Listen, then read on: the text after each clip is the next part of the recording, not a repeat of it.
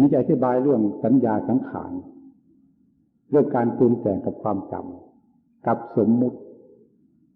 3 ตัวเนี่ยเป็นหลักใหญ่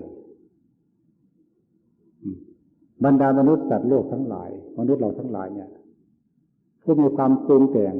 มีความหลงไหลมีความเพลิดเพลินในกรรมคุณทั้งหลายลอยตามกระแสโลกมาตั้งแต่กลับนั้นจนถึงกลับนี้ก็เพราะว่าอาศัยสัญญาสมมุติตัวนี้เป็นฐานสำคัญของสังขารที่ว่ามานั้นถ้าไม่มีสมมุติประกอบไปแล้วจะปรุงแต่งเรื่องอะไรมันปรุงแต่งไม่ได้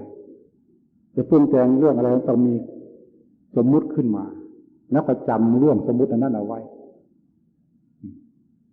จะปรุงแต่งเรื่องนั้นไปเช่นว่าบุคคลจะมีความรักกันมีความชอบกันก็ต้องชอบปรุงชอบสมมุติว่าคนนั้นเคยพบกันอยู่ที่นั้นพบกันอยู่ที่นี่เราสมมุติรูปร่างลักษณะขึ้นมาเหมือนกับตัวจริงมีลักษณะว่าสมมุติทุกอย่างสมมุติทั้งนั้นในโลกนี้นี่ว่าสัญญาเป็นนิจจำสมมุติขึ้นมาปรุงด้วยตัวเองคิดด้วยตนเองคำว่าปรุงก็หมายถึงความคิดนั่นแหละคือคิดไปในทางสร้างสรรค์ทางโลกคิดเพื่อเสริมสร้างให้ราคะตัณหากำเริบขึ้นมา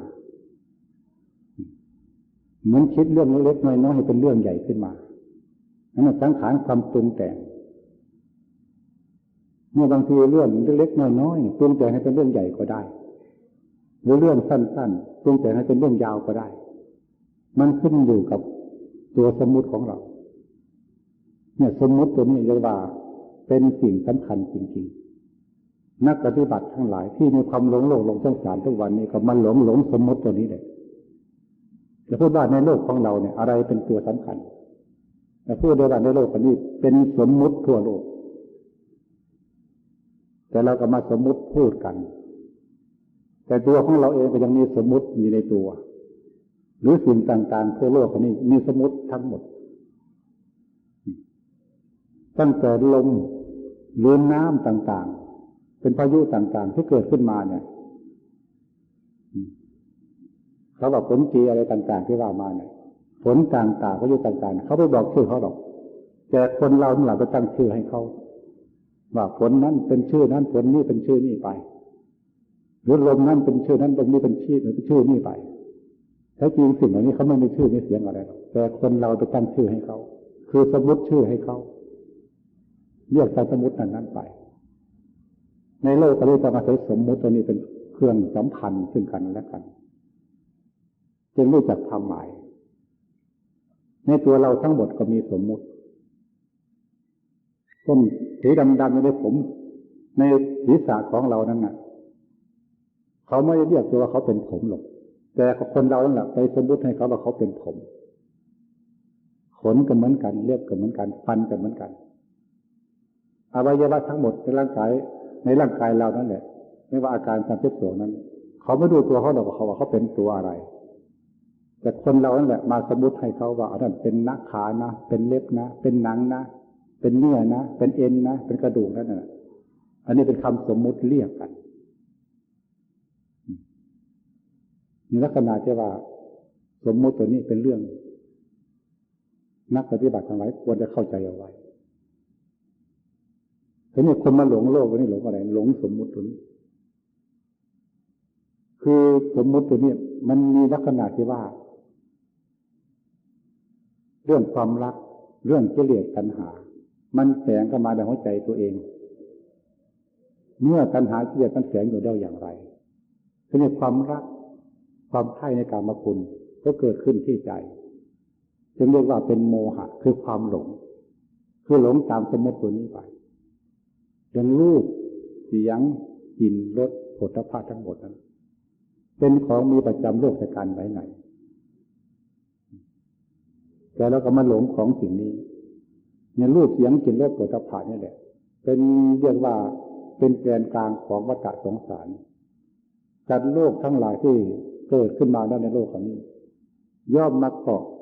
มาวนอยู่ในรูปเสียงกลิ่นรสโผฏฐัพพะตัวนี้ถ้าโลกนี้ไม่มีรูปเสียงกลิ่นรสโผฏฐัพพะที่ชอบใจพอใจแล้วใครอยากมาเกิดไม่อยากมา มันจะมาทำไม